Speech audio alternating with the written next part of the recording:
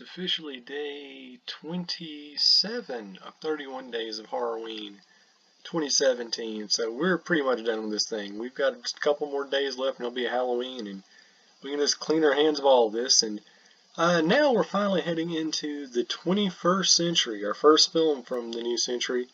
And we're going to be taking a look at a film from 2001. It's called The Happiness of the Katakuris, of course directed by my personal favorite director, who's out there, who's still alive making movies, Takashi Miike. Or is it Mike? I've heard several different ways of pronouncing the last name. Is it Takashi Miike? Is it Takashi Miike? Or Takashi... Well, it doesn't matter.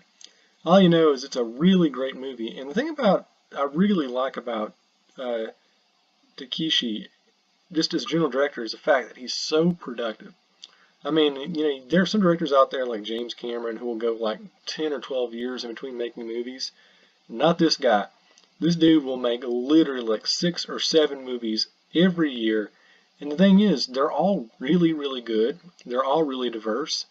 And he's just a great director. He produces a lot of great movies across a lot of different genres, and he produces them quickly, and he produces them in mass.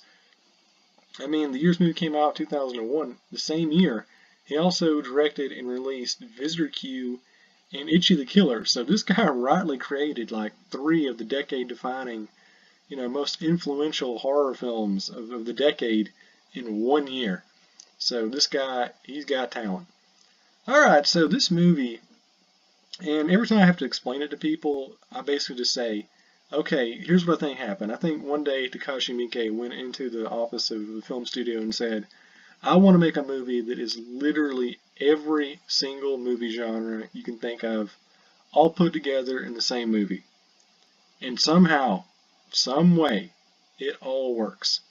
It's basically, I've heard people describe it as a horror, comedy, musical, action, family drama, claymation, avant-garde movie. And I think all the descriptors are pretty accurate. And here's the crazy thing. Not only are they accurate, I think the movie, both individually and as a collective, works as a film in each of those genres. It's a great horror movie, it's a great comedy, it's a great family drama, it's a great avant-garde claymation movie, it's a great action movie. I mean, it really works, you know, across the board in so many different ways. It's such an incredibly nuanced movie. And there's something here for everybody. I mean, every time you watch this movie, you pick up something new. And even if you're not really a big fan of, you know, a particular genre like horror, you got the musical elements. You've got the comedy stuff. You got the claymation freakiness, which I know is kind of a little hackneyed now, but this is one of the first ones to actually come out and try that. So that's pretty forward-thinking of his part.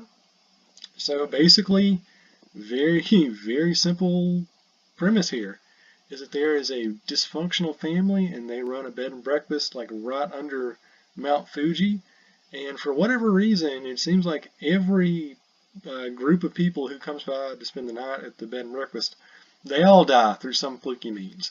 Like there's one part where, you know, a guy apparently commits suicide, but you're not really sure if he committed suicide or not. You have like a sumo wrestler who shows up, and I think it's kind of like positive that he raped someone, and like they both died during mid-coitus. I mean, it's really crazy stuff. But it's wrapped around this narrative about the father who's trying to, you know, get, you know, his family back together. And there's another subplot about his daughter who's like trying to get with a con artist.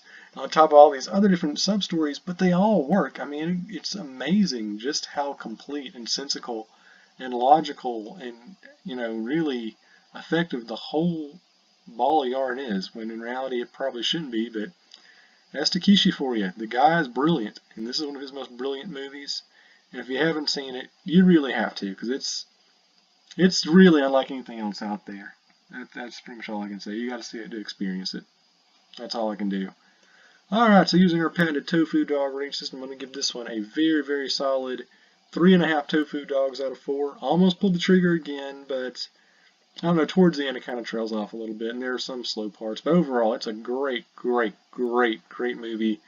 And if you're a fan of really weird stuff, I mean, there are references in here from everything from the work of Louis Buñuel and The Discreet Charm of the Bourgeoisie to the work of Leo Tolstoy to, I mean, really the work of animator Jan Svankmajer. I mean, there's a lot of stuff going on in this movie. So it's if you're a more esoteric kind of guy, you'll really enjoy it. But yeah, great movie. Check it out if you haven't. You'll appreciate it. Alright, so we got day 28 of 31 Days of Horror-Ween coming up tomorrow. We're going to still be in the 2000s, the oddies, I believe some people call it. We'll be taking a look at a film from, well, it's kind of ironic. If Takashi Miike is, or Takashi Miike, whatever.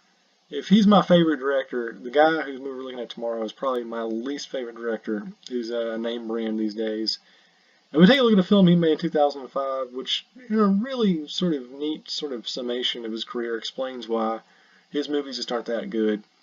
But it's neither here nor there. That's to get to a later date.